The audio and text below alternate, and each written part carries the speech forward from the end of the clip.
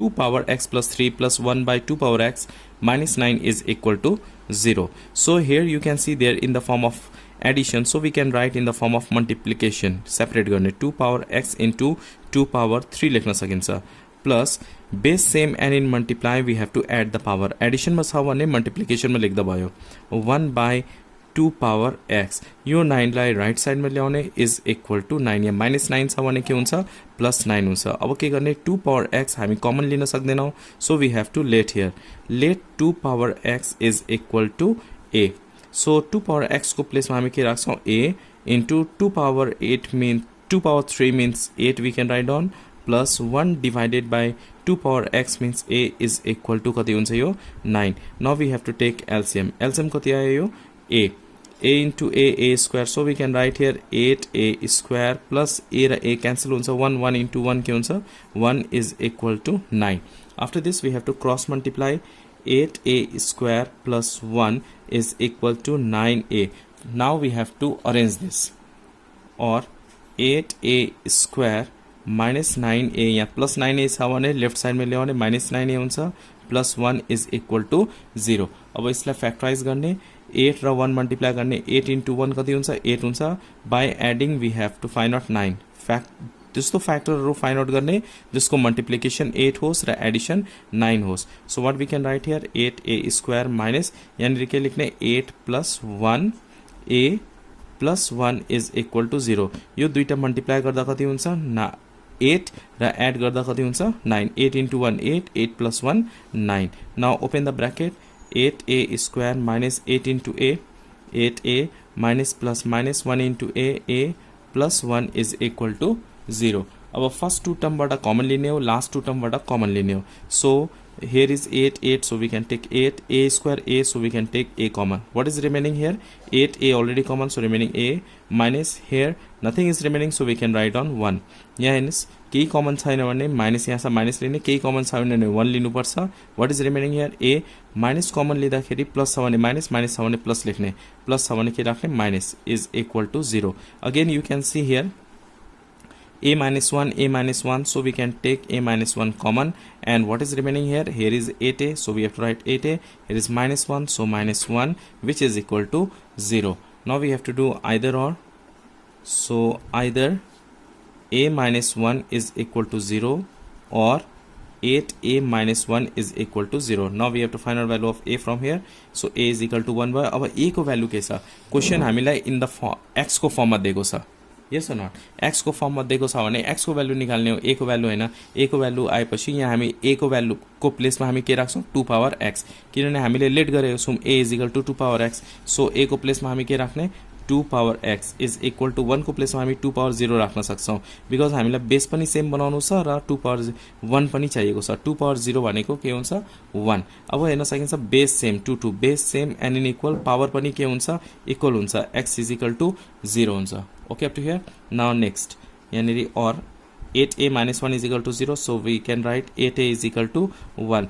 a is equal to 1 by 8 हुन्छ. अब a को प्लेस मा हामी के राख्छौं 2 power x, किनभने यानी हामी लेट गरेको छौं 2 power x is equal to a, so a को प्लेस मा के राख्ने 2 power x is equal to 1 divided by 8 को प्लेस मा हामी 2 power 3 लेख्न सक्छौं. 2 power 3 भनेको के हुन्छ 8 बेस सेम बनाउनलाई. Okay, now we have to take this in numerator. 2 power x is equal to 2 power minus 3. Positive 3 छ भने माथि जाँदा के हुन्छ negative 3 हुन्छ. अब हेर्न सकिन्छ base same and in equal power also equal, so we can write x is equal to minus 3, which is your answer. Hope you understand this question number n.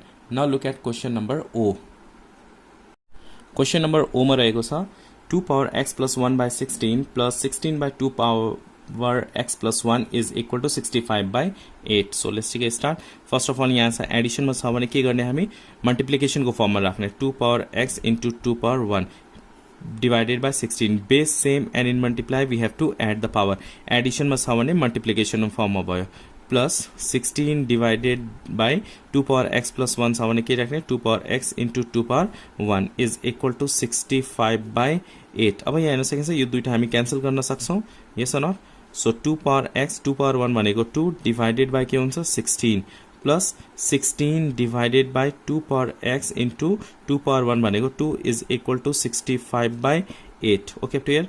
Now 2 power 1 2 1 जा 2 2 8 जा 16 हुन्छ यो पनि same 2 1 जा 2 2 8 जा के भयो 16 भयो लेट पनि गरिहालौं let 2 power x is equal to a किनभने 2 power x कमन लिन सकिदैन एउटा न्युमिनेटरमा अर्को डिनोमिनेटरमा छ भने कमन लिन सकिदैन so we have to let here a अब 2 power x को प्लेसमा हामी के राख्छौं a so we can write a by 8 plus यहाँ पनि 8 छ so 8 divided by 2 power x को प्लेसमा हामी के राख्छौं a is equal to 65 by 8 now we have to take LCM यानीरी एलसीएम लिने एलसीएम के हुन्छ 8 into a 8 a एलसीएम हुन्छ नट डिनोमिनेटर डिवाइड गर्ने 8 र 8 क्यान्सल भयो remaining a into a square plus a र a क्यान्सल हुन्छ डिनोमिनेटर डिवाइड गर्नुपर्छ a र a क्यान्सल हुन्छ remaining 8 8 into 8 64 8 8 64 is equal to 65 divided by 8 okay hope you understand up to here अब त्यसपछि के गर्नुपर्छ यहाँ डिनोमिनेटरमा 8 र 8 we can cancel this after that a square plus 64 is equal to cross multiply 65 into a 65a अब right side left साइडमा ल्याउने यो 65a हामीलाई लेफ्ट साइडमा ल्याउनु पर्छ and then we have to factorize so what we can write here a square यहाँ plus छ भने के राख्ने minus 65a plus 64 is equal to 0 अब we have to find out two factors दुईटा फ्याक्टर खोज्ने दुईटा नम्बर खोज्ने जसको मल्टिप्लाई 64 होस् र एड गर्दाखेरि 65 होस् त्यो फ्याक्टरहरु के हुन्छ 64 plus 1 हुन्छ 64 plus 1 here is a so a plus 64 is equal to 0 यो दुईटा नम्बर मल्टिप्लाई गर्दाखेरि 64 आउँछ एड गर्दा 65 आउँछ okay now open the bracket a square minus 64 into a 64a minus plus minus 1 into a plus 64 is equal to 0 okay now from first term we have to take common from last term we have to take common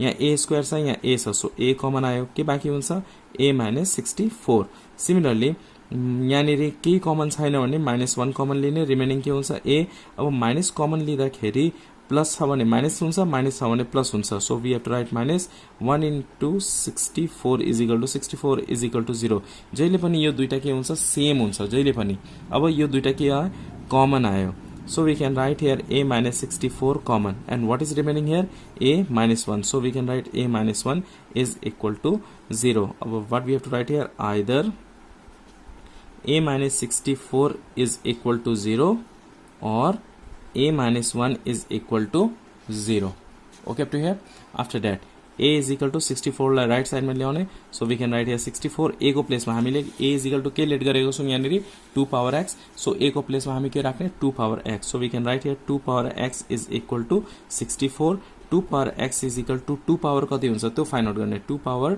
6 2 to the 4 4 to the 8 8 to the 16 16 to the 32 32 the 64 so 2 power 6 भनेको कति भयो 64 अब base same and in equal power also equal so we can write x is equal to 6 base same छ र equal मा छ भने power पनि के हुन्छ इक्वल हुन्छ so x is equal to 6 भयो अर्को यहाँ हेरौं है a is -1 is equal to 0 so a is equal to के हुन्छ यो 1 अब a को प्लेसमा हामी के राख्छौं 2 power x किनभने सुरुमा हामी लेट गरेको छौं 2 power x is equal to a so a को प्लेसमा 2 power x राख्ने is equal to यहाँ 1 so 1 को प्लेसमा हामी के राख्छौं 2 power 0 भनेको के हुन्छ 1 any number power 0 any variable power 0 के हुन्छ 1 अब you can see here now base same and in equal base same छ बेस भनेको 2 बेस सेम छ र इक्वल मा छ भने पावर पनि के हुन्छ इक्वल हुन्छ so x is equal to 0 is your answer hope you understand this question number O